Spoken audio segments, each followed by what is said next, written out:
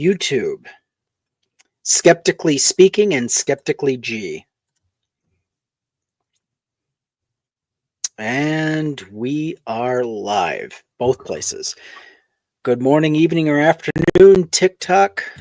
We are also on YouTube. We're also on Blue Sky. You'll find us on Instagram. You'll find us on Threads, Substack. And what I've been doing lately is I've been doing readings of the book Founding Myth by author Andrew Seidel.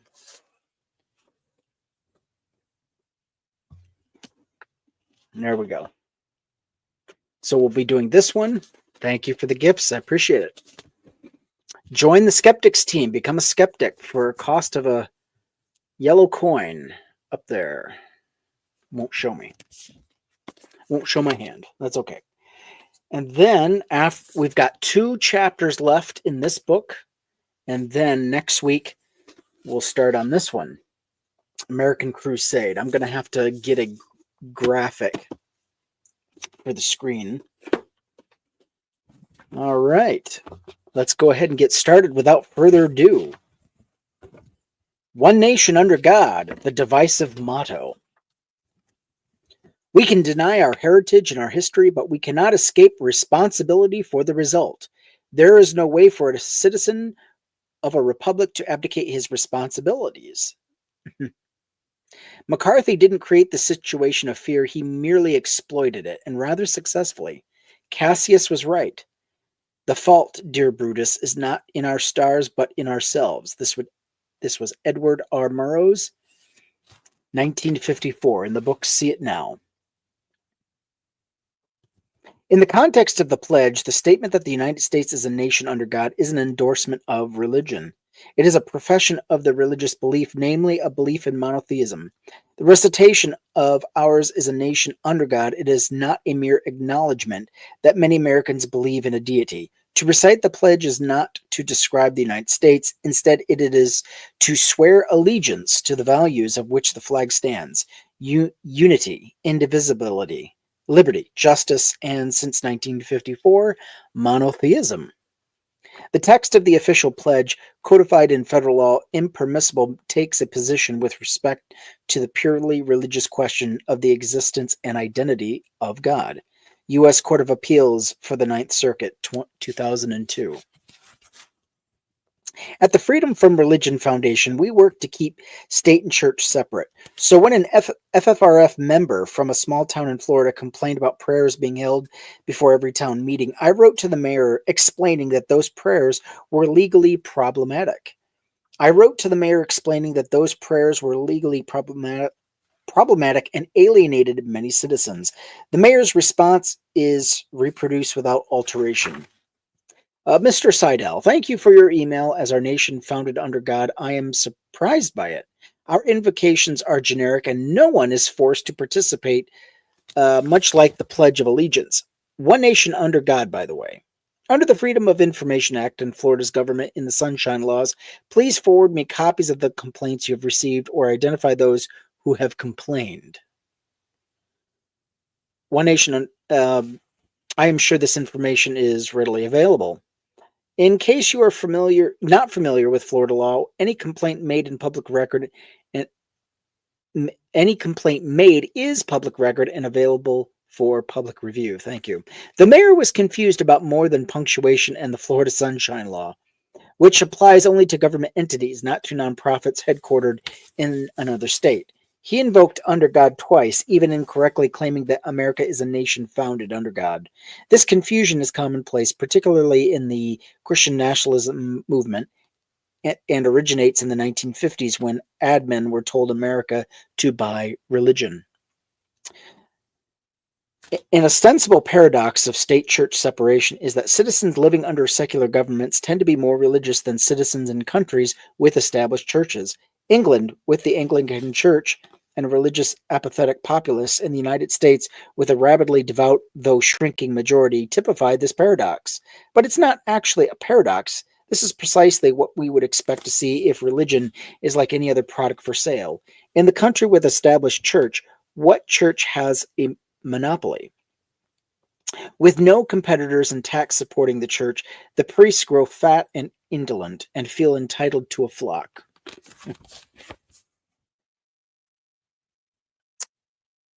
They can be successful without the effort. In countries with secular governments and protections for the freedom of worship, the religious marketplace is a jungle. If a church gets lazy or a preacher feels entitled, their flock can easily worship.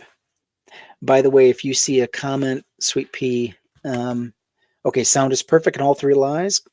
Good. Please let me know if there are any comments that need to be addressed. Religion has always been a method of control. Yes, that is correct. It has been. Shout out from prison. Well, okay then. Thank you for listening along. If a church gets laid, the flock can easily worship across the street. As a result, preachers in America are better salesmen. They have to be.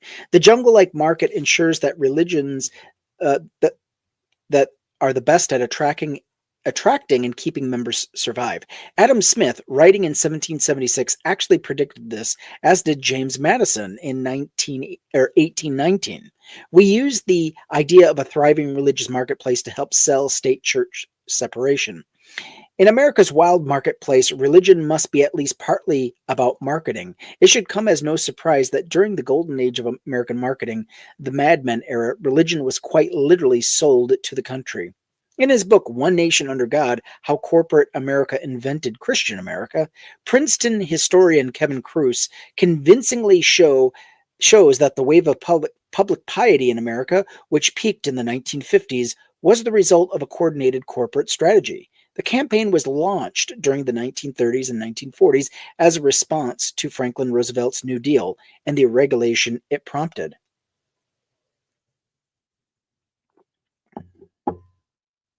Business and industrialists, including DuPont, Firestone, U.S. Steel, and many more, sought to undermine the New Deal regulations. They viewed as overly burdensome and to erode the power of the newly influential labor unions. The corporations' existing lobby groups, such as the National Association of Manufacturers and the American Liberty League, were too transparent. Most Americans understood that these groups were just extensions of the companies and dismissed them for what they were, collection of tycoons looking out for their own self-interests. Undeterred, the corporations and industrialists turned to religious individuals, groups, and messages that were more sophisticated and less transparent. They began financing preachers who proclaim messages such as, every Christian should oppose the totalitarian trends of the New Deal. One of the more prominent corporate evangelists, James Fifield, sought to enlist 70,000 ministers in the revolt against Roosevelt.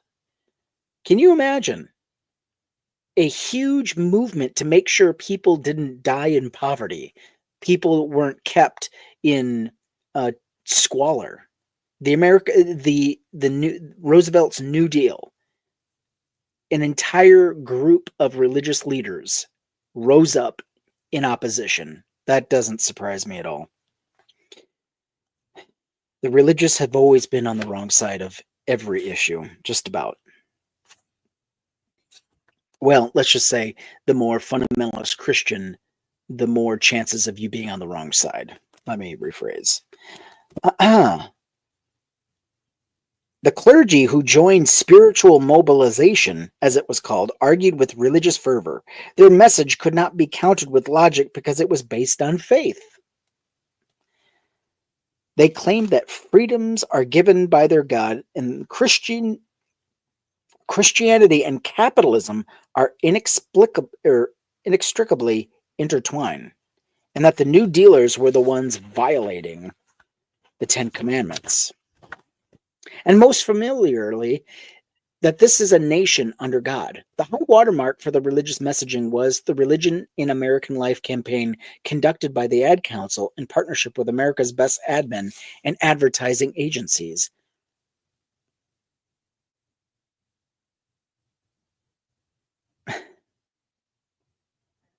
Roosevelt, not Roosevelt. Okay.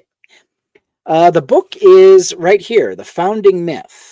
This is the book, Why Christian Nationalism is Un-American. There you go. Roosevelt, potatoes. That's okay. Let's see. Ad council, admin, advertising agencies. Ryle, the Ryle professor, excuse me, the Ryle professed two goals: to accent the importance of all religious institutions as the basis of American life, and two, to urge all Americans to attend the church or synagogue of their choice. The ad council ran 2,200 Ryle ads in newspapers in 1949 and steadily increased that number each year to nearly 10,000 ads in 1956. Magazine, radio, television, billboards, posters, and transportation hubs, ad cards, all told Americans that free civilization rests upon the basis of religious faith. Truman even recorded a radio address for the campaign, and in it botched history that the previous chapter of this book sought to straighten out. When the United States was established, its coins bore witness to the American faith in a benevolent deity. No, it didn't. The motto then was, "In God we trust." This is still our motto, and we as a people still place our firm trust in God. The Ryle message, though inaccurate, was inescapable, according to Cruz. It should be no surprise that the inescapable message created by the biggest and best ad agencies and relentlessly promoted by the ad council had an impact. Church attendance increased, and so did piety in politics. The ubiquity of that message pushed on a frightened population, also brought on by the unprecedented invasion of religion into American government. A. Roy Eckhart, an Oxford and Lehigh University religious professor and Methodist minister, wrote about this new look in American piety for Christian Century magazine in 1954. Observing that the new piety was successfully invaded the halls of government. As president, Dwight D. Eisenhower nationalized a tepid Christianity, not only meeting with preachers regularly, Billy Graham in particular, but also becoming the first president to be baptized in office. Fuck. 2 weeks after being sworn in another presidential first, at his 1953 inauguration, Eisenhower wrote, "I was not in the Hangover movie, but I probably will end up with a hangover." Regardless, he read his own prayer for his inaugural speech. The lead float in his inaugural parade was dubbed God's Float. It featured churches and the slogans "In God We Trust" and "Freedom of Worship." This inaugural piety set the tone for Eisenhower's entire administration. He opened each cabinet meeting with prayer. Halfway through one meeting, Ike apparently realized he'd forgotten the opening prayer. "Oh, God damn it, we forgot the silent prayer," swore the pious politician. During a signing ceremony in the Oval Office, he and Vice President Richard Milhous Nixon even officially declared that the United States government was based on biblical principles. Always the best people in these religious movements, in this religious infestation of our government. Richard Nixon, "I am not a crook." Some found Eisenhower's showy religion displayed so late in life and immediately after assuming political office hypocritical. Professor and journalist William Lee Miller observed, "President Eisenhower, like many Americans, is a very fervent believer in a very vague religion." Miller was right. The newfound piety of Eisenhower and many Americans was both shallow and ignorant. In 1951, 53% of Americans could not name even one of the Gospels. American religious literacy has not improved. In 2010, about 49% could not name one gospel. This is precisely the result we'd expect to see from a group of citizens who are deliberately being marketed a vague religion. Despite this vast ignorance of Christianity's basic tenets, religion invaded the halls of government. Between 1952 and 1956, As rival and anti-New Deal religion peaked, Congress saddled Americans with most of the political piety so familiar today. The timeline is telling.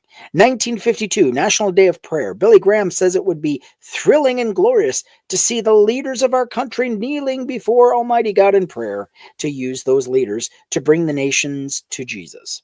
On the Capitol steps, Graham calls for National Day of Prayer. Congress quickly agrees. In 1953, the National Prayer Breakfast is held for the first time, and President Eisenhower attends. This was integral in the anti-New Deal corporate religion. 1953, Congress proposed 18 separate resolutions to add "Under God" to the pledge on April 20th. 1953 to 1954, Flanders Amendment proposed. This constitutional amendment, which was attempted during the Civil War by then director Mint James Pollock of In God We Trust, infamy, would have added the Christian God to the godless American Constitution. This nation devoutly recognizes the authority and the law of Jesus Christ, Savior and ruler of nations, though whom are bestowed through whom are bestowed the blessings of Almighty God. The Senate Judiciary Committee holds hearings on the amendment. It fails again. In 1954, In God We Trust is placed on the U.S. postage stamp for the first time. 1954, installing a prayer room in the U.S. Capitol is proposed, and the resolution passes. The Congressional Prayer Room, built in 1955, features a stained glass window depicting the lie that Washington prayed in the snow at Valley Forge. What is the name of the next Andrew Seidel book we will be reading? That will be The American Crusade: How the U.S. Supreme Court is Weaponizing Religious Freedom. Couldn't be more timely. I wish I had started this book sooner, but I have to finish this one first. 1954, Congress adds Under God to the Pledge of Allegiance. 1955, Eisenhower signs a bill placing In God We Trust on U.S. paper currency. The first bills printed with the phrase appear in 1957. In 1956, In God We Trust is officially adopted as the U.S. national motto. In 1956, Cecil B. DeMille's The Ten Commandments movie is released, and as part of the publicity push, granite Ten Commandments monuments are gradually erected on government property around the country. This tactic was also integral in the anti-New Deal's spiritual mobilization.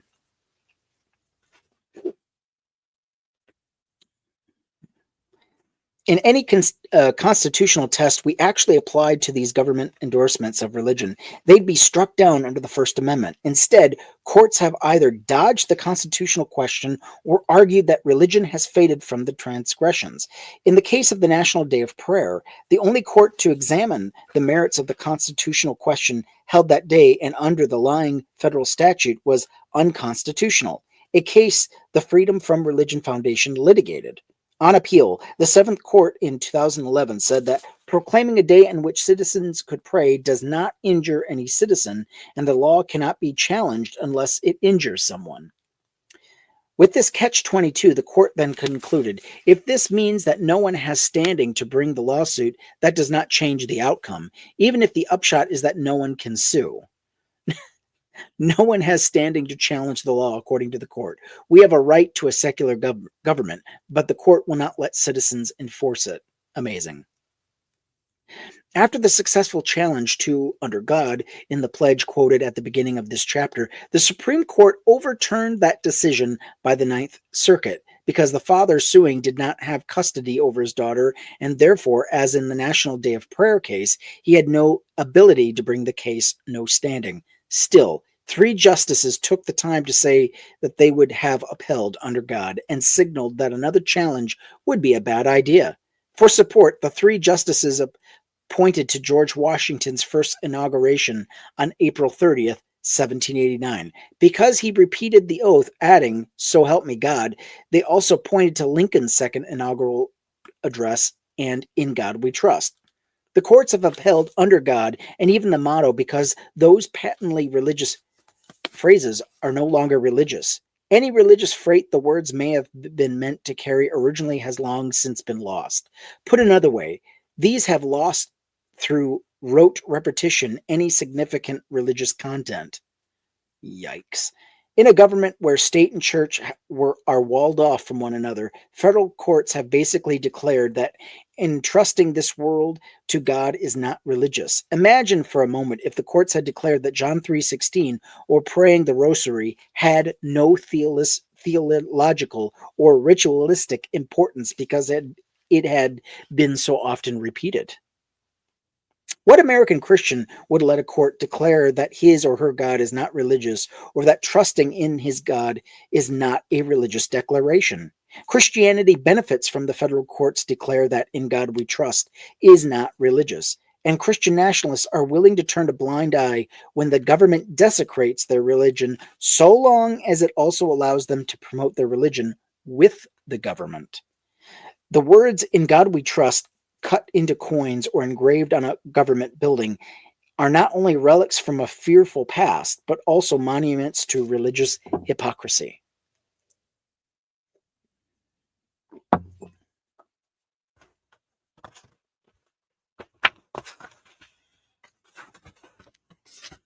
Injecting a deity into the Pledge of Allegiance has proved central to the Christian nationalist narrative and identity. As with "In God We Trust," the phrase history tells us more about Christian nationalism than about America's founding, especially given the timing.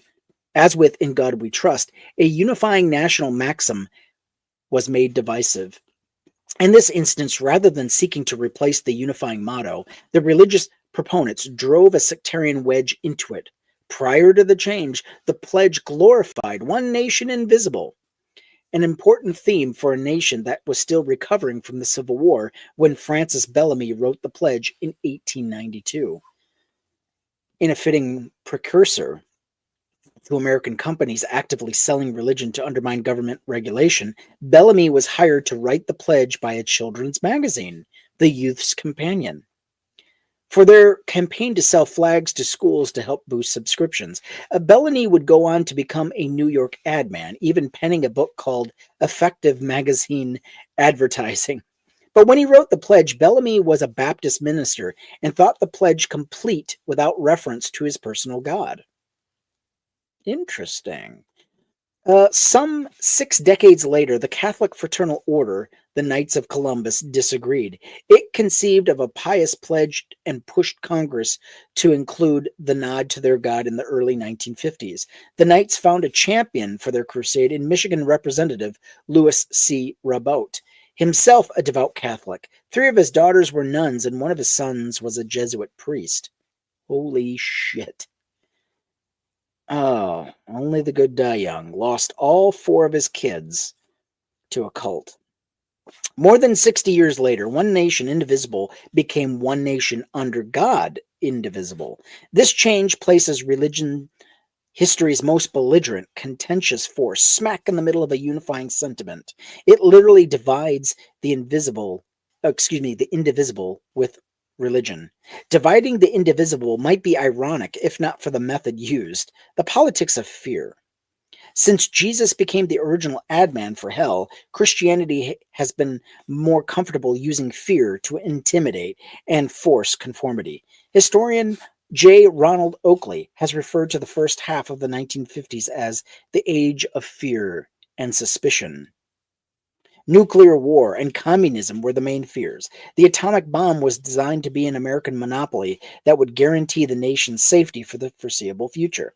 Then President Truman announced in September 1949 that the Russians had unexpectedly developed the bomb too. Fear spread.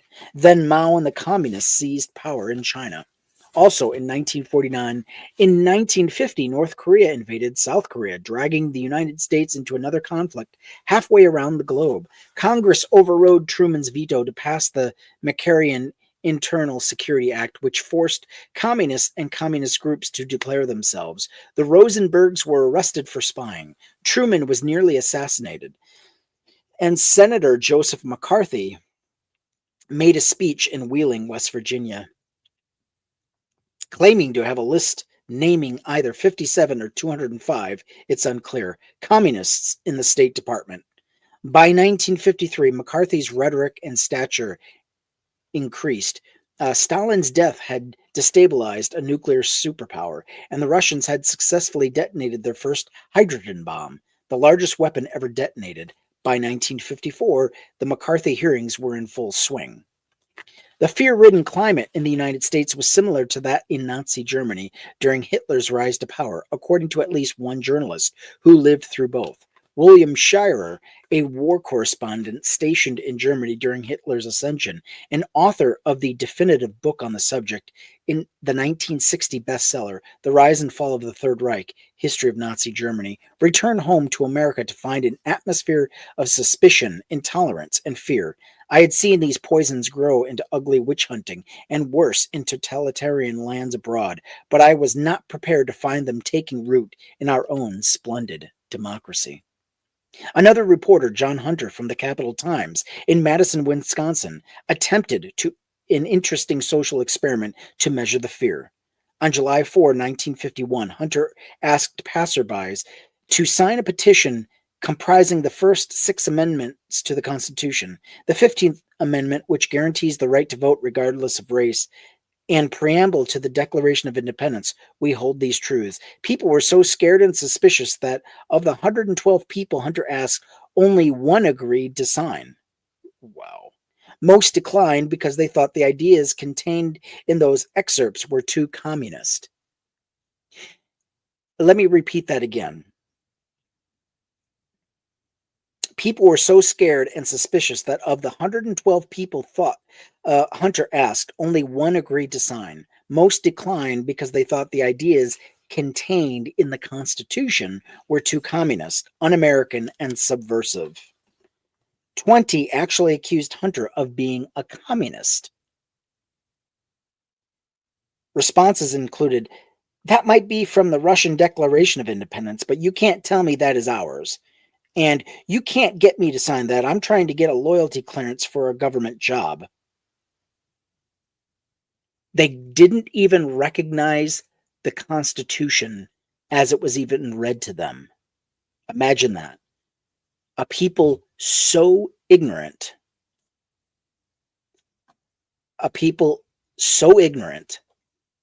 they didn't even recognize their own Constitution. That's where they were in the 1950s. Unbelievable. Yes, I am watching the screen.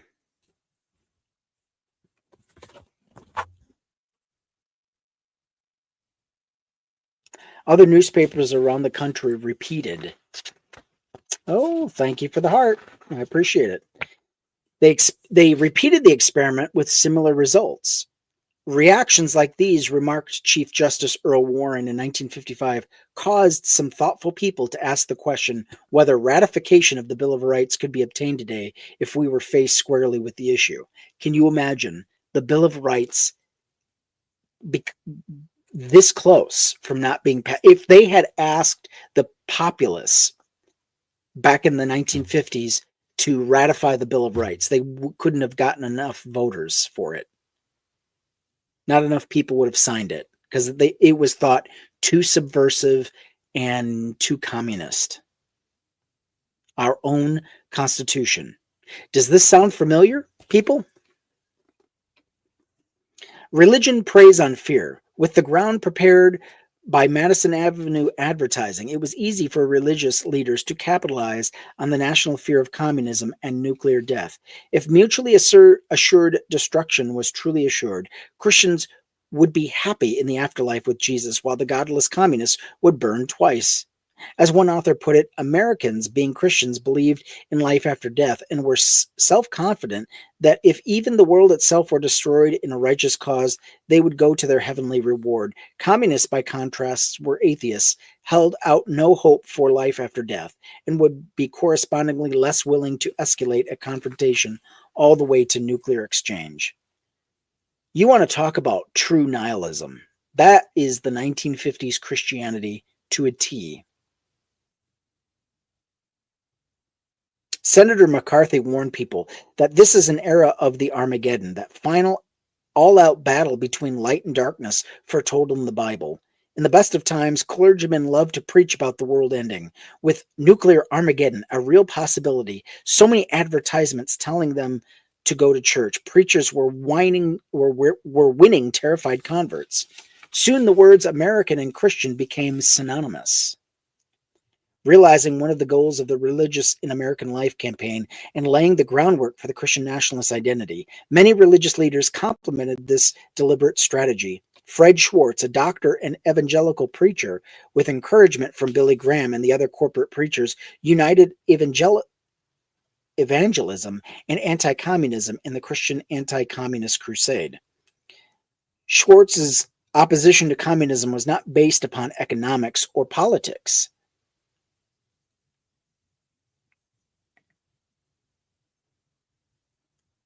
Thank you for the gift. Thank you for the heart. I appreciate that. Uh, Graham echoed the propaganda, warning that a great sinister anti-Christian movement masterminded by Satan has declared war upon the Christian God. Another clergyman, John Courtney Murray, wrote that it is almost impossible to set limits to the danger of communism as a spiritual menace. Religious stars such as Fulton Sheen, Oral Roberts, Billy James Hargis, and Norman Vincent Peale all achieved new prominence in the early and mid 1950s. They bombarded radio, bookshelves, and often, particularly television, making people sick with fear and at the same time selling them the cure, the promise of an eternal, fearless future. Ryle added to the barrage. Collectively, they appealed to millions of Americans who equated Christianity and Americanism and saw the world locked in a life and death struggle between godless communism and Christian democracy, as The Atlantic observed. William Shirer's prediction about the witch hunting proved prescient. Conformity was soon valued more highly than civil rights. During this era, Congress passed the Alien Registration or Smith Act of 1940. The McCarran Internal Security Act of 1950, and the Communist Control Act of 1954.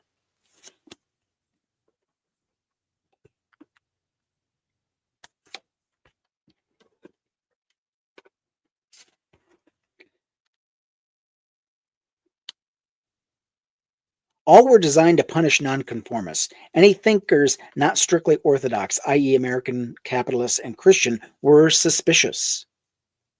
According to polls, people suspected their neighbors of being communists because they would not attend church, talked against God, didn't believe in the Bible, and were poisoning the minds of young people with things that are contrary to the Bible.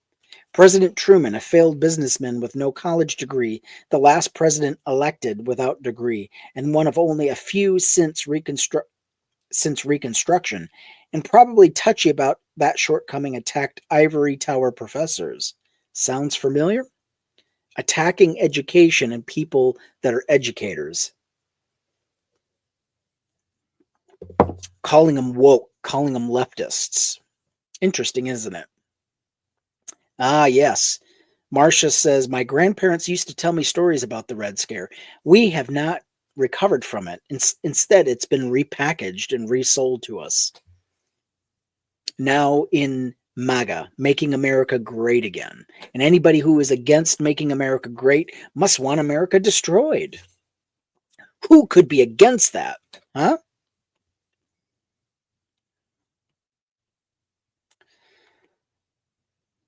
Let's see. It became fashionable to vilify academics and intelligentsia. According to Ronald Oakley, by the time the Great Fear had run its course, 600 college professors had been dismissed for being insufficiently orthodox. This climate essentially made it impossible for citizens to speak out against legislative piety, such as In God We Trust, One Nation Under God. The same year that Under God was added to the pledge, a Presbyterian minister, Reverend George McPherson Doherty, gave a sermon in Washington, D.C. that President Eisenhower attended and took to heart. Doherty came from Scotland, where he said, God save our gracious Queen, and pressed for adding Under God to the pledge because an atheistic America is a contradiction in terms.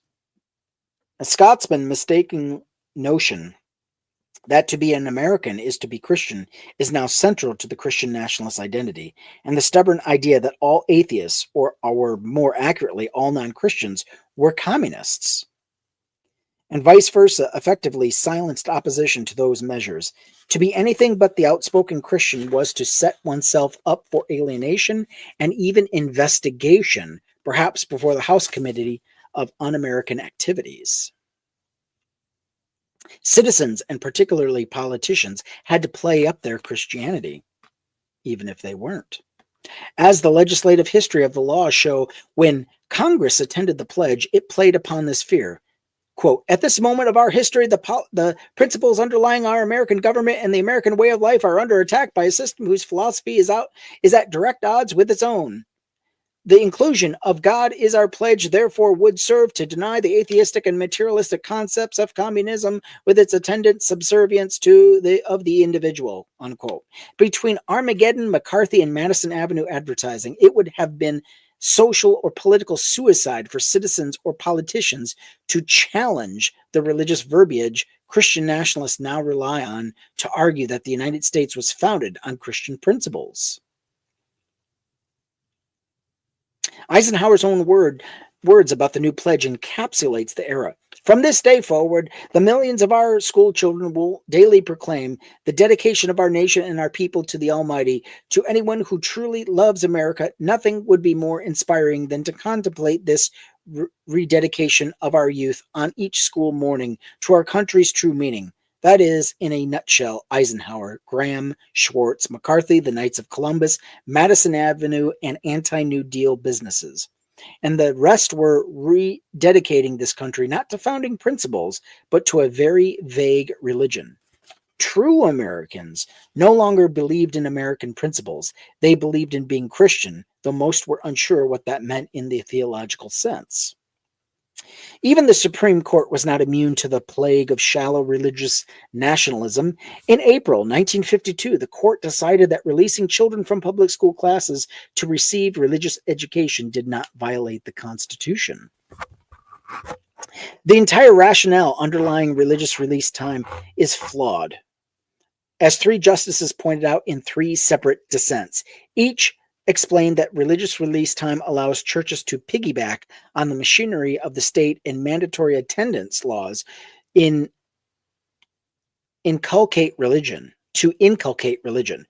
For Justice Robert Jackson, the release time program is founded upon the use of the state's power of coercion, which for me determines its unconstitutionality. I mean, imagine for a minute if the Muslims or any other religion gets a foothold in this country and becomes the dominant religion. Can you imagine being forced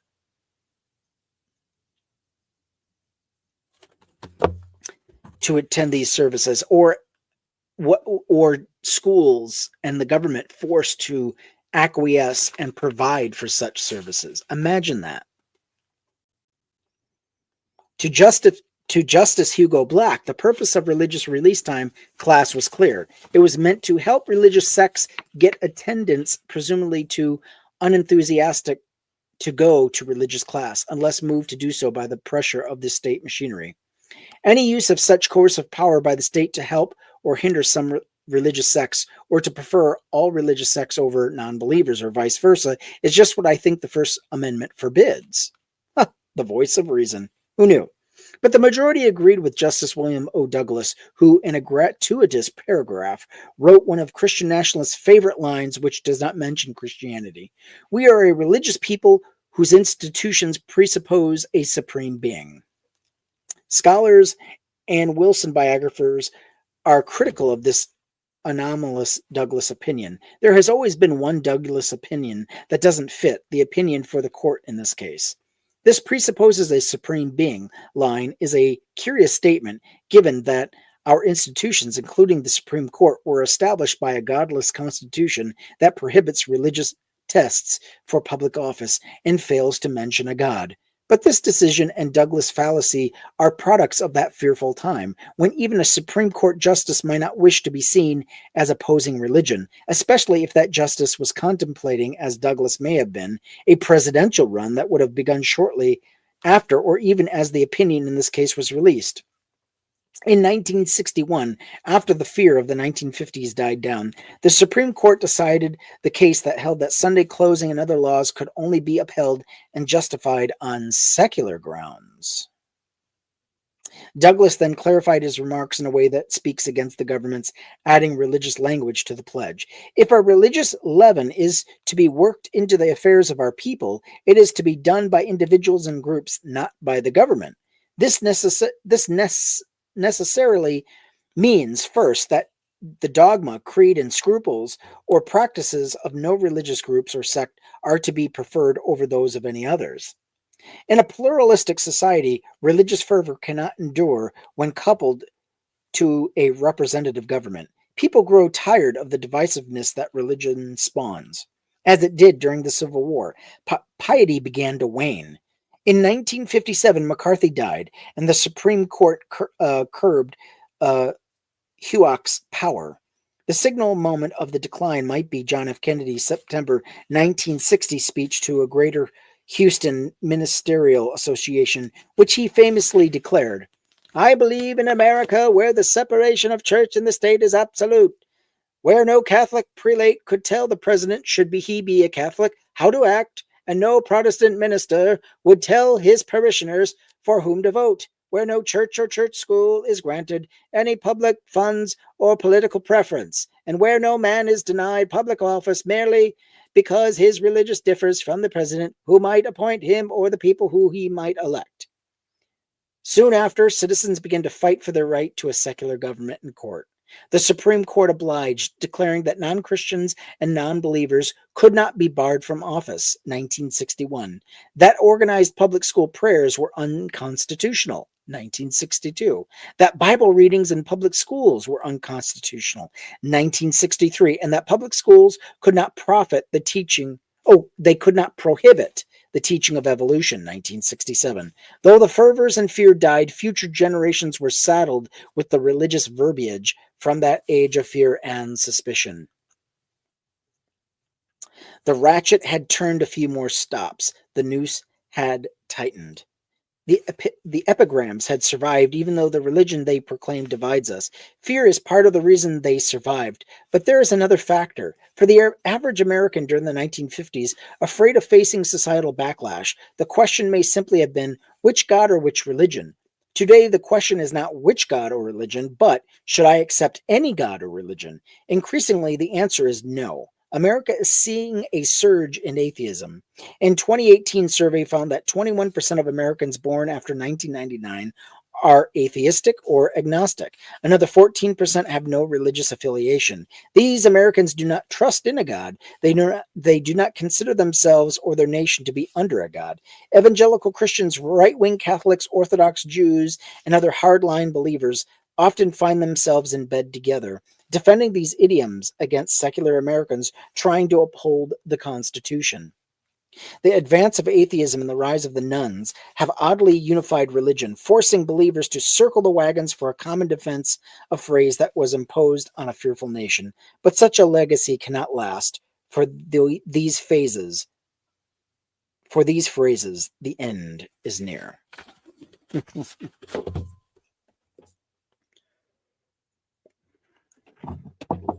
Chapter 26. We're almost done.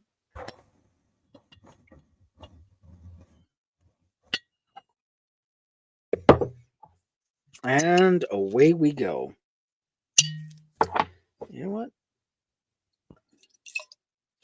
That's the last of the Elijah Craig. I'll have to get some more. I'll have to get some more walnut juice. God bless America, the divisory motto. Politicians say it at the end of every speech as if it were some sort of verbal trick that they can't get rid of, or a verbal tick. They should admit that God bless America is really just some sort of an empty slogan with no meaning except for something vague like good luck.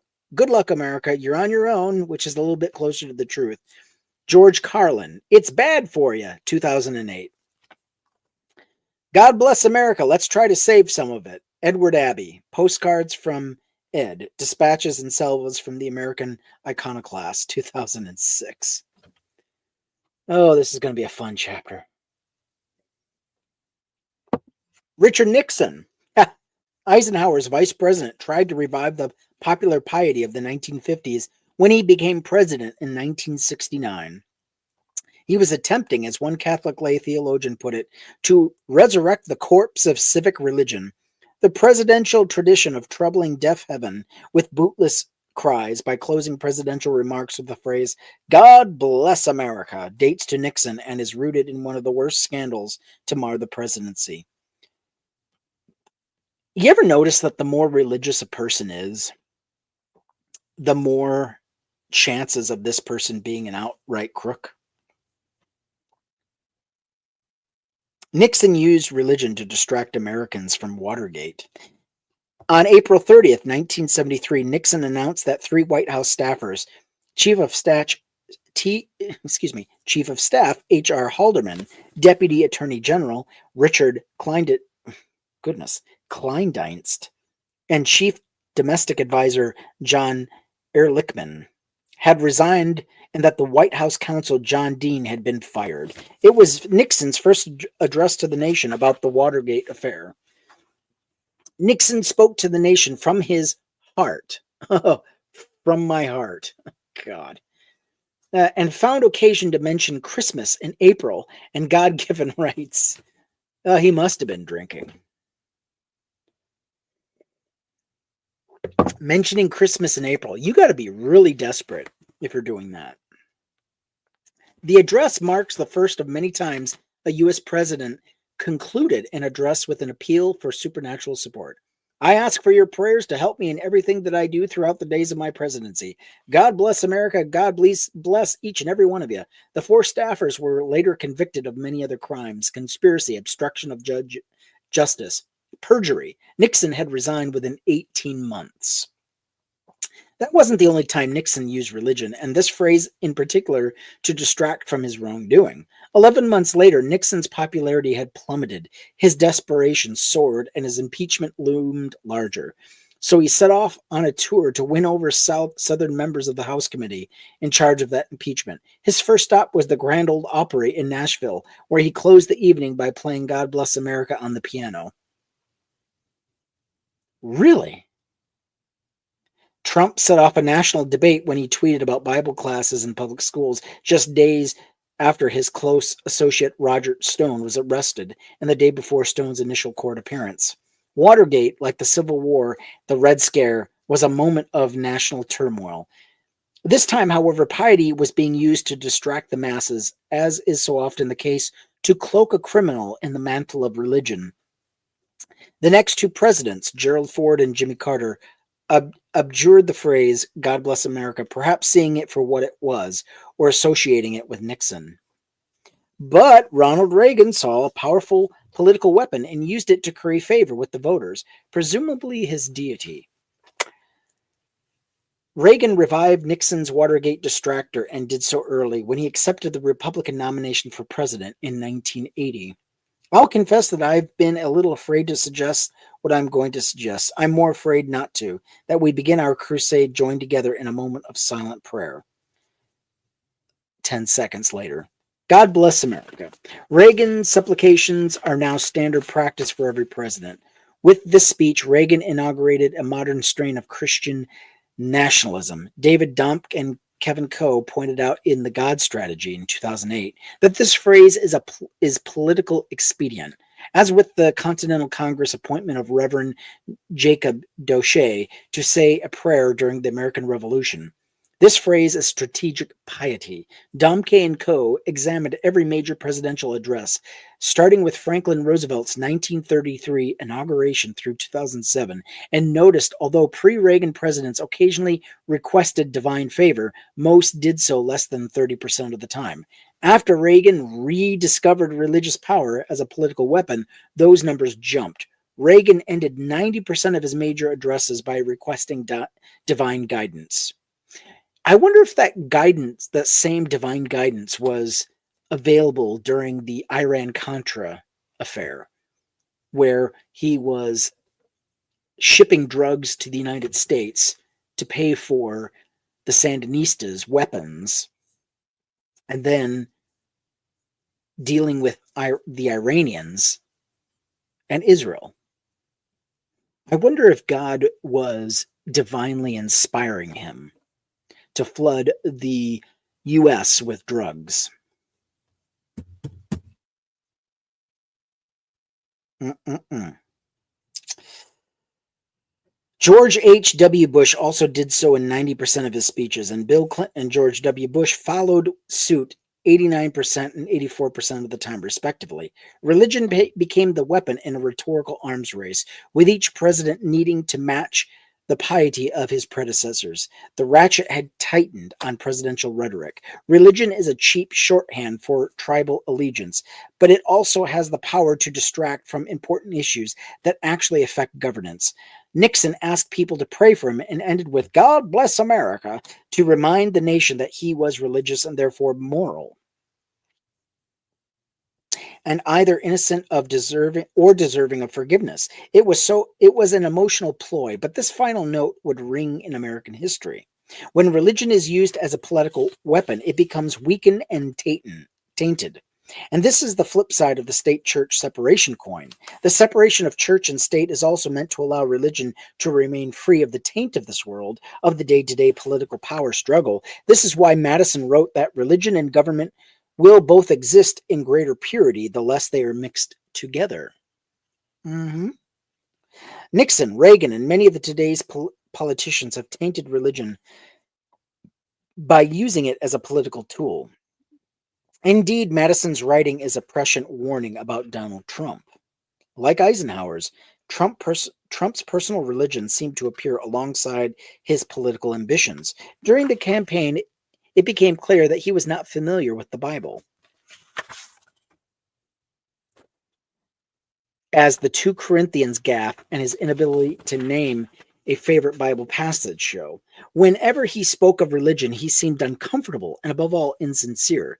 Trump was simply exploiting religion, casting it with like a net to snare voters. And as we saw in the discussions of religion's role in the leading up to the Civil War, to immunize his policies from criticism. In Trump's case, we actually have Trump admitting to using religious leaders, especially black religious leaders. In a tape released by his former attorney, Michael Cohen, Trump asked Cohen, "Hey, can we use him anymore? Are we using him?" Trump was referring to 2 African American pastors who helped legitimize Trump's campaign, whom he and Cohen seem to have difficulty distinguishing from one from another. Trump's exploitation and say anything tactics are what Madison meant when he warned that injecting religion into politics is an unhallowed perversion of the means of salvation. Nixon, Reagan, and Trump's abuse of religion for political gain signals to every other politician that lying about religion is perfectly acceptable. Lawrence O'Donnell wrote some dialogue in The West Wing that captures this point perfectly. Quote, "And I want to warn everyone in the press that all the voters out there, if you demand expressions of religious faith from politicians, you are just begging to be lied to. And it will be the easiest lie they have ever had to tell to get your votes." Unquote. Voters are not just asking to be lied to, they are demanding it. This is a voter-imposed religious test, an auto de fe for public office. Religious voters are willingly handing over the tools of their own manipulation, and they may come to regret it. Doubtful. Unless the entire American economy collapses, then maybe. Typically, the majority religion is content to let itself be corrupted by politics, so long as it is in the majority. But as soon as it becomes a minority, it seeks to buttress the wall of separation. Oh, now you want separation. Christianity is declining in this country, so it will be interesting to see whether American Christians come to realize the value of state-church separation as they lose the majority. The marring of American currency, the religious revision of the pledge, and the divisionary religious blessings of Americans are not evidence that we are a Christian nation or founded on Christian principles. They are catchphrases. They are slogans Christian nationalists can remember, even when they can't name a single gospel or right protected by the First Amendment. Small groups of fanatics exploited times of fear and superstition to force their religion upon all citizens and violate our founding principles in the process. This shibboleths, these shibboleths exemplify how religious entitlement, whichever every religious majority enjoys, has eroded the Bill of Rights. About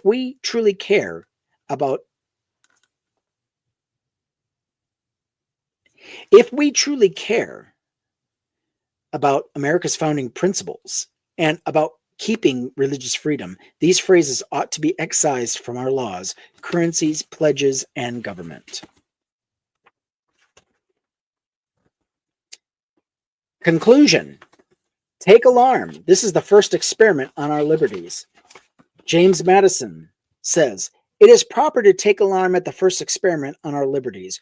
We hold these prudent jealousy to be the first duty of citizens, and one of the noblest characteristics of the late Revolution.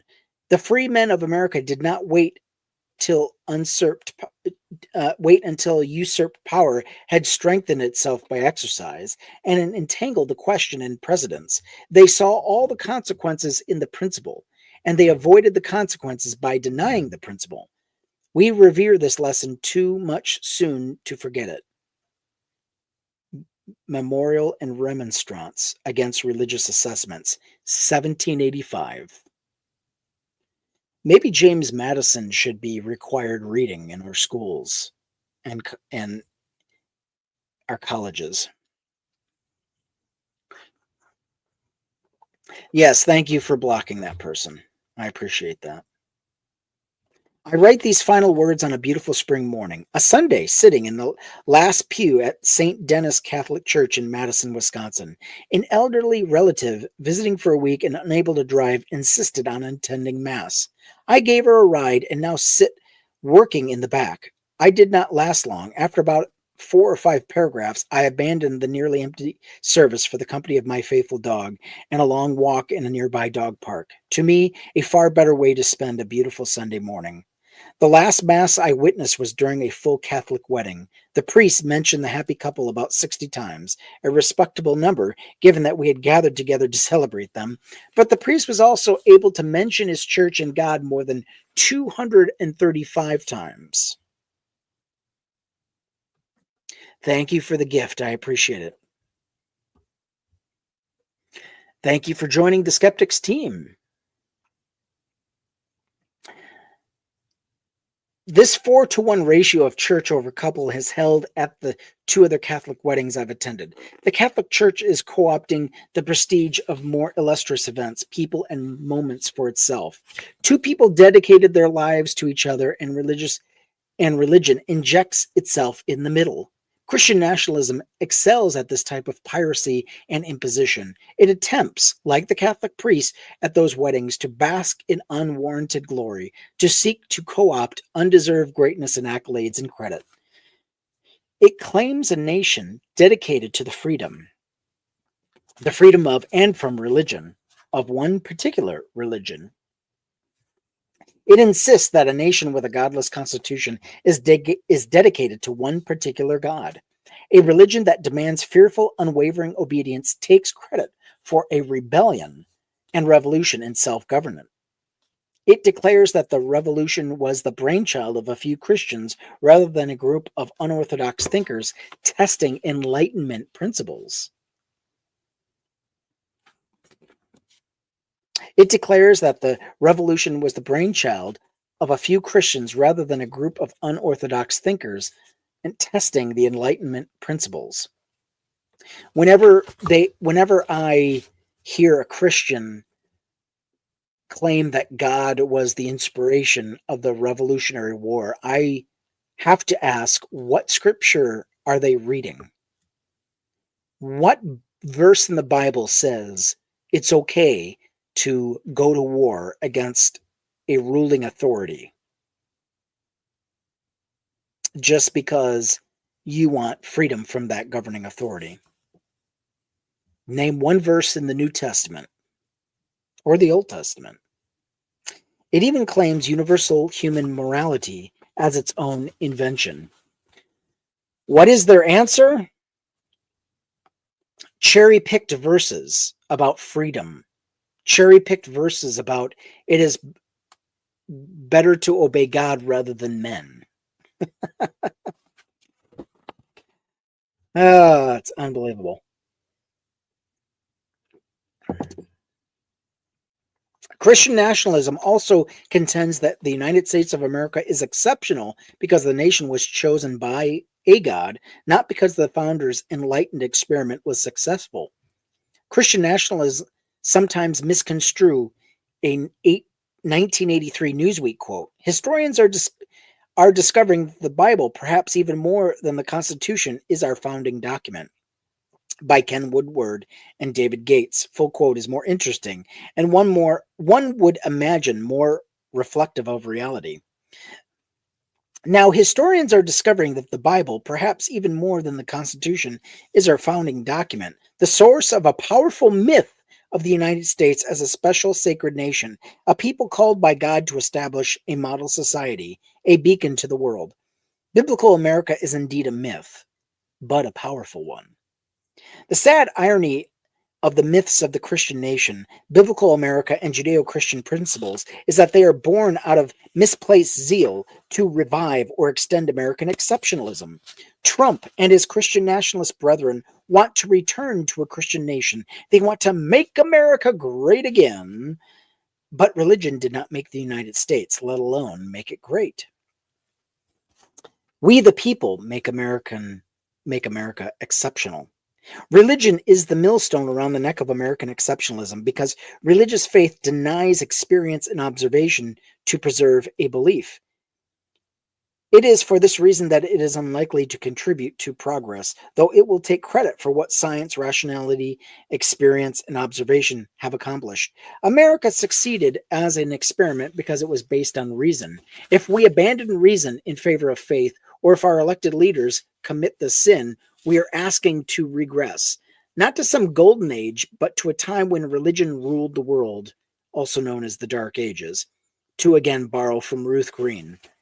Many specifics of Christian nationalism are not covered in this book, including some of its favorite minutiae. It is unnecessary to debunk every mind quote or disingenuous misrepresentation because the foundation claim of the Christian nationalist identity that Judeo-Christian principles influence American principles must be discarded. Christian principles conflict with American principles.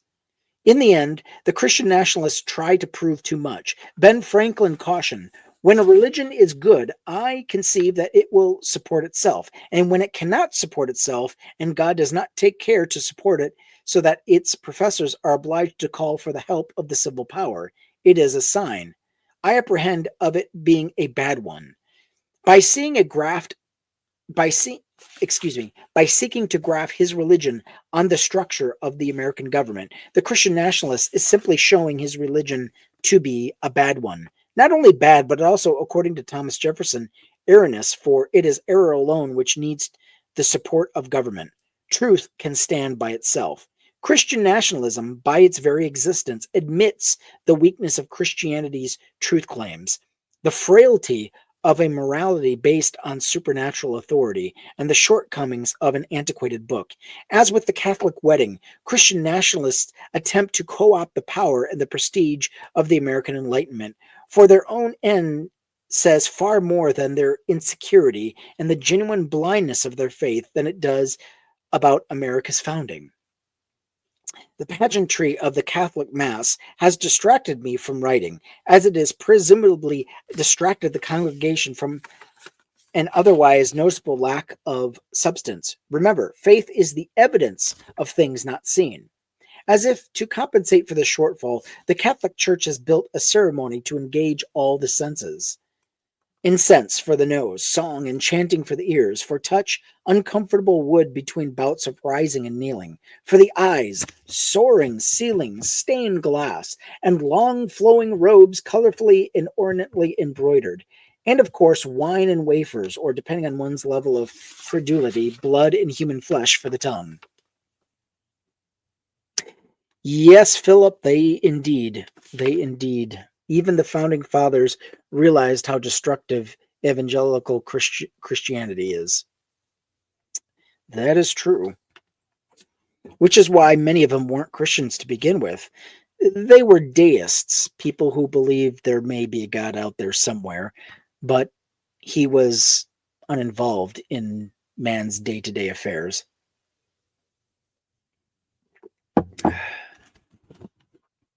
It is hard to ignore these expensive distractions, but if we could, we might pare religions down to what is valuable. If we could ignore the differences in nomenclature and liturgy, the costume and literature, we might find a few universal truths, such as the Golden Rule. Provided, of course, that we excise the tribalism along with the pageantry. This is not because all religion is correct or because all religion worships the same God under different guises, but because all religion is man made. There are some universal human principles that the human authors of religion can't help but put into their religion. Don't steal, don't kill, don't lie, treat others as you'd like to be treated, help those who can't help themselves, but these are not religious principles.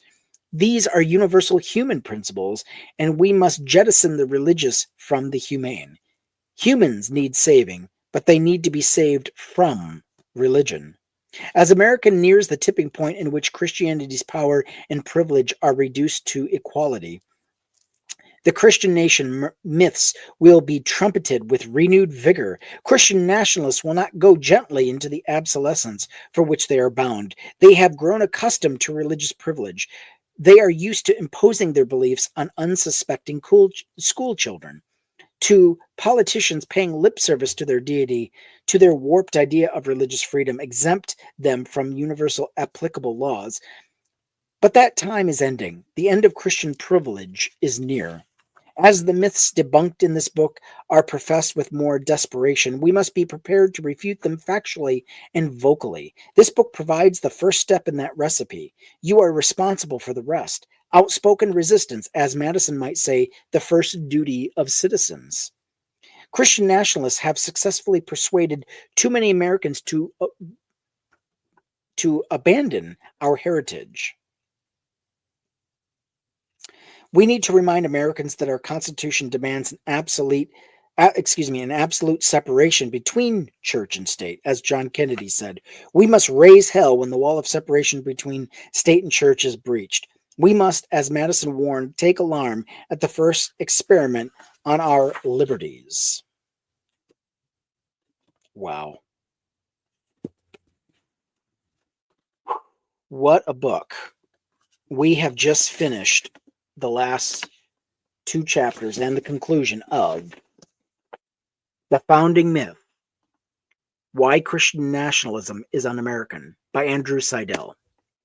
We have a guest request. I don't know. Well, she says she's a friend. Let's see. Have we had her before? I guess we're going to find out. Hello. Oh, sorry. The volume is turned down. Try again. Hi. It's good to speak with you again. This is actually my second time coming on your live. Hi, Sweet Pea. I do recognize you. Sorry. It's been a long night. 12-hour work shift and then coming home to do this. Oh, I saw that you were live, and I actually wanted to talk/ask you about something, if you're okay with that. Yeah, go ahead. So I saw something online today that actually made me feel really, really scared. It was about the Save Voting Act that's going through the US government right now.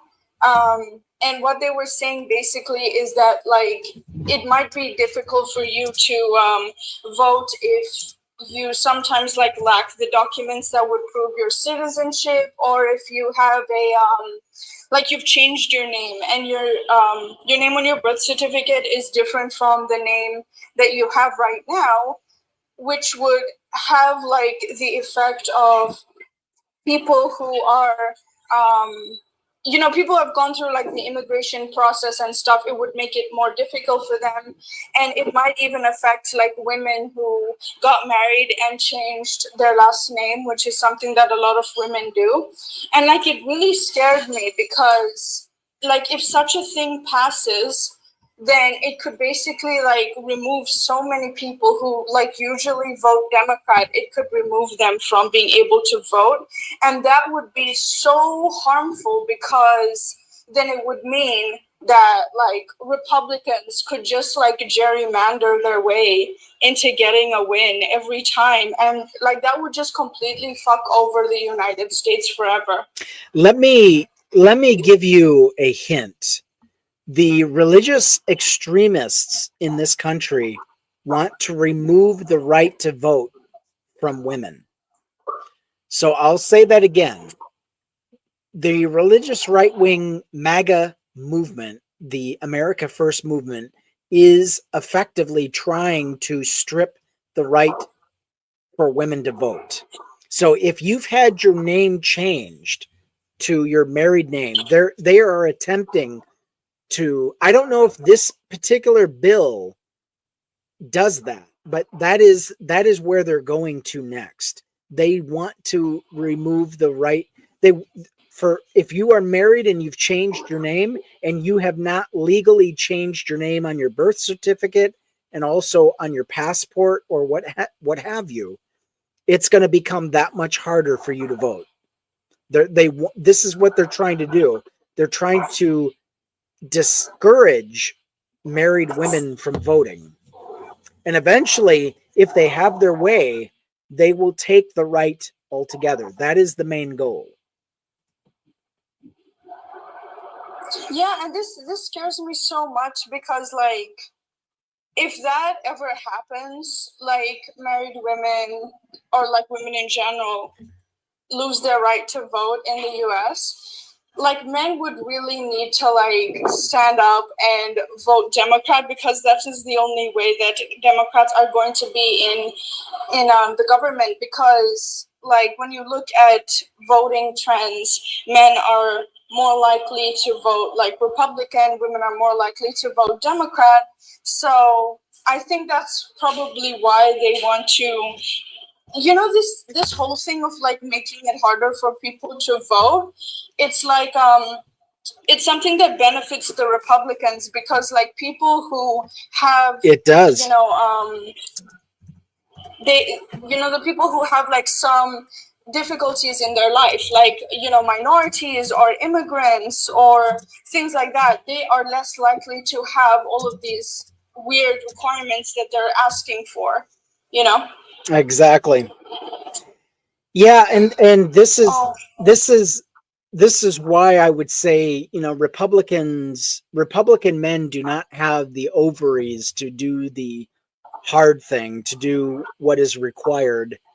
Um, and that is why they're going to, they're just like the book that I just read. It talked about how in the 1950s Christianity and American became synonymous to the point where people were afraid, deathly afraid, to speak out against Christianity imposing its will on the government, because they didn't want to be seen as un-American.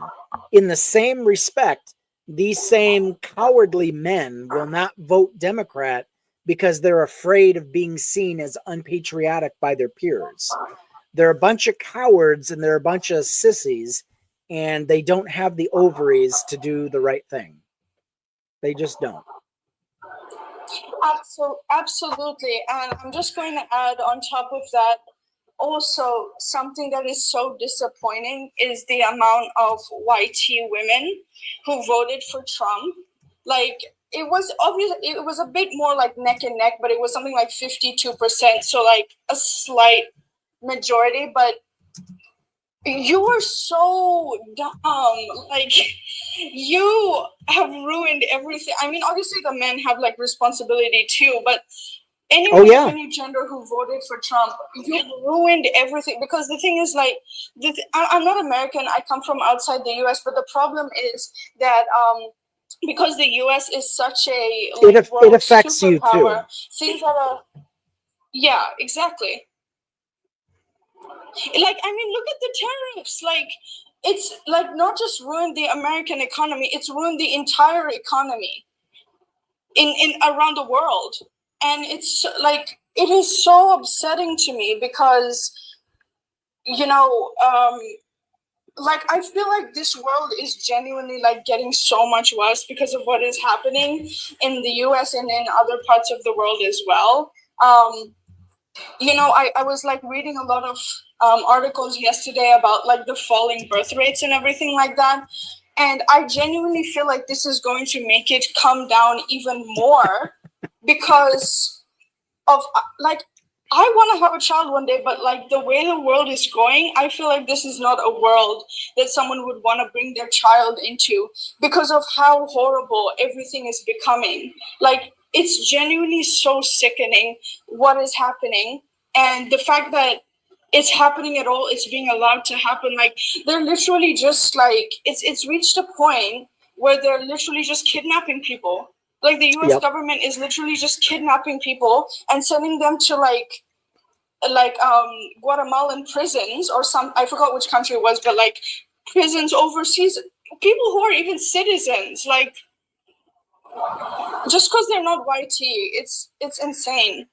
Well, yet they're already talking about sending political dissenters, even if they are citizens. And the president of said country, El Salvador, I think it is, they he's willing to accept American citizens as political prisoners. I mean, that if that doesn't wake you up, nothing else will. And the reason why they're doing that is because of profit. Because the US government literally like gives money to prisons overseas that are run by like private contractors. Isn't that So they're amazing? essentially just getting to imagine. Like, by Isn't the that way, amazing? I didn't even know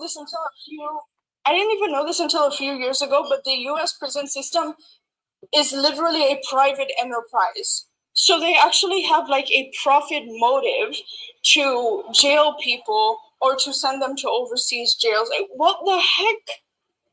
I can't. Yeah, basically legalized slavery. We never Reconstruction would have ended that, but no. This goes all the way back to the Civil War. Had Lincoln not been unalived, we would be looking at a much radically different looking country. The South in America, the Bible Belt, as we call it, would not be anywhere near what it looks like today. That we are still suffering from the failed Reconstruction efforts. Yeah, El Salvador. Yes, exactly. Be careful what you wish for, because your daddy Führer Trump will not always be in power. You sure you want to go down that road? Do you also think this is just something that I remember? Do you think that it might eventually like reach a stage where they're going to try and remove voting for people entirely? Because I remember there was like an eerie video of Trump telling Christians, if you vote for me now, you'll never have to vote again. Like, what do you mean by that? In the What the hell do you mean by that? in the 1980s, Republicans made there was a Republican politician who made the observation that the less people vote, the easier it is for Republicans to obtain power and to retain it. So that's that in the 1980s, that began the push for disenfranchising voters, finding any excuse, whether it be They committed felonies, whether they're in jail, gerrymandering, that's another thing. But they're pulling out all the stops to make it harder for people to vote, especially black people. They do not want black people voting. And it's important that they don't. And it makes sense why they don't want black people voting, because if you look at black people, especially black women, they almost always vote for Democrat. Like, it's not even like a 60-40 ratio. It's like 90 to 95% of black women vote Democrat, which is why they probably want to like make sure that non-white people are going to have, like a harder time voting, because if they don't vote, then that's less like Democrat votes. Yep. And by the way, the Democrat Party, I don't think it's perfect. There's a lot of things that they do that I don't agree with, but it's like you're choosing between having like an imperfect party and just going full on fascism at this point. Like, I never even imagined that it would be this bad, because sorry. No, I was going to say, I mean, had the black lady been elected, would we even be having this conversation right now? Her life would be amazing if Kamala was president. The stock market would be up. Yeah. Women wouldn't have to worry about like losing their rights. Yeah, I would also say that, we've had 250 years in this country of men fucking up the country. Maybe it's time women led. Exactly. Just throwing that out there. This is the sad thing. The very sad thing about it is the fact that when Trump was president last time, I always viewed him as like a joker, right? So like a stupid guy that we could all laugh at, and he would make like disastrous mistakes. And obviously, yeah, he did harm, no doubt about that. But I kind of viewed it as this thing where it's like, oh, look at this dumb guy, making so many mistakes and things like that. But now it's like, it's not fucking funny anymore. Like, people's lives are getting it's become to a point where I genuinely see like the Republican Party, like they genuinely like want to oppress the American people. They're passing so many or they're trying to pass so many. Bro, do you know, it literally broke me to find out yesterday that there are some states which are putting bills to take away same-sex marriage. I don't even think that's legal, but the fact is that they're trying to do it, and it's 2025. Like, how are we going back this far? I thought the debate is over. If you don't want to be in a same-sex marriage, you don't have to be. If those are against your beliefs, fine. But you can't say it's illegal for other people, and yet they're trying to take it away in 2025. That is ridiculous. I feel like the US is like becoming Afghanistan at this point, or Iran or something. Yes. Absolutely. Absolutely. And they're trying to do everything it's amazing when you compare the religious right wing of this country and the Taliban, you can hardly tell them apart except the language. That's about it. That's the only thing that separates them, is their language. The ideology is the same. They want complete and total control, and they want the ability, they want the freedom to unalive anyone that dares speak out against them and that believes in a different God or doesn't believe in any God at all. Yeah, it's, how can they not see the problems that they're causing? Because I feel like a huge issue with it's not a problem. It's not a problem for them, especially the men. It's not a problem for them. That's why they don't care. No, but like, what gets me? It's like even the men, right? I mean, okay, yeah, if you're like a Republican congressman, you probably won't have this issue. But if you're like an average man in America, and like you can't even afford to buy a house or, you know, have children.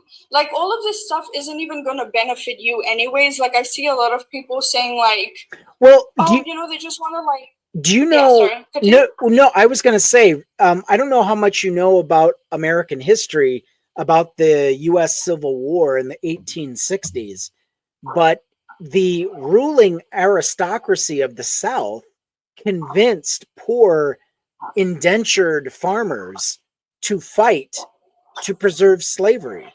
And it was fought by people who could not even afford slaves. They couldn't even afford their own home. They lived in abject Yeah. poverty, and yet they were convinced to fight a war on behalf of the slave owning aristocracy and the business interests.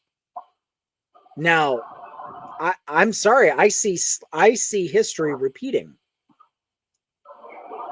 Yeah, that's true. That's true. I absolutely see where you're coming from with that. It's just that for me, I think that like, you know, the you know, because the Republicans right now in the US are extremely like pro capitalist, right? Like they want to like remove regulations for companies and stuff like that. So like they're very like they're pro capitalism to an absurd degree. But the problem with that is that if you are pro laissez-faire capitalism, especially with like the wealth inequality going on now, it reaches a stage where like normal everyday people, they're not going to be able to do like, you know, the things that people have been like expected to do for most of history, you know, like settle down, have kids, all of this stuff. Like I see people saying, oh, they just want women to be in the kitchen and get pregnant and have babies.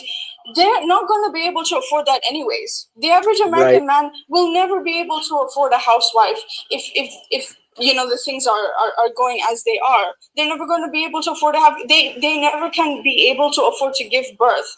Giving birth in the US costs $4,000 after all of your insurance payments. So you'll be paying like $700 a month, and then you have to pay $4,000 out of pocket, sometimes even more. The average American can't afford that.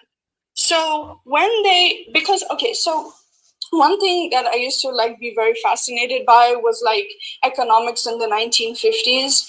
And the reason why people were able to even afford to have like, you know, a stay-at-home wife and like 2 to 3 kids and a house and a car and all of these things is because the government at that time would heavily subsidize YT families. Like it was a huge thing for them to subsidize YT families to make sure that they had access to really good credit, and only YT families. So this didn't apply to like black families or anything like that.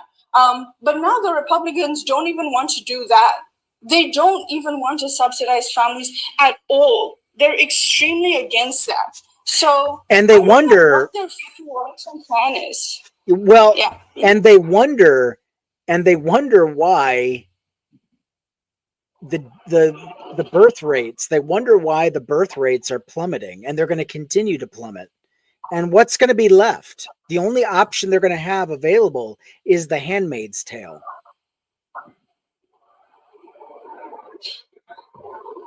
Because too many women are going to say, you know what, I don't want anything to do with having a family, if this is what it means by having a family. If I'm going to be living on the edge of existence, if I'm going to be living in poverty my entire life, I'll just focus on my career. Well, anyway, Pauline, I'm going to have to get off.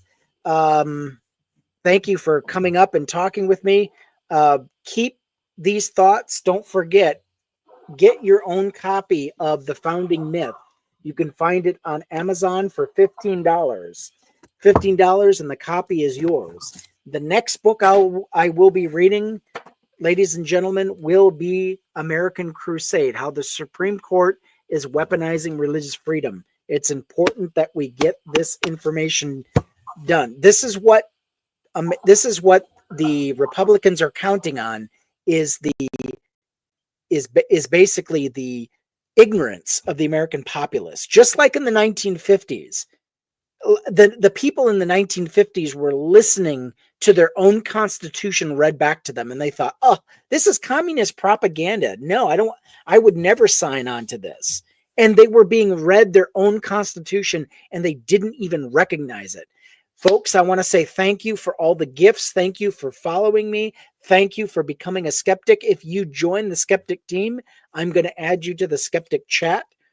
We have one. So yes, if you are a skeptic, the cost of one orange heart. You can't see my finger.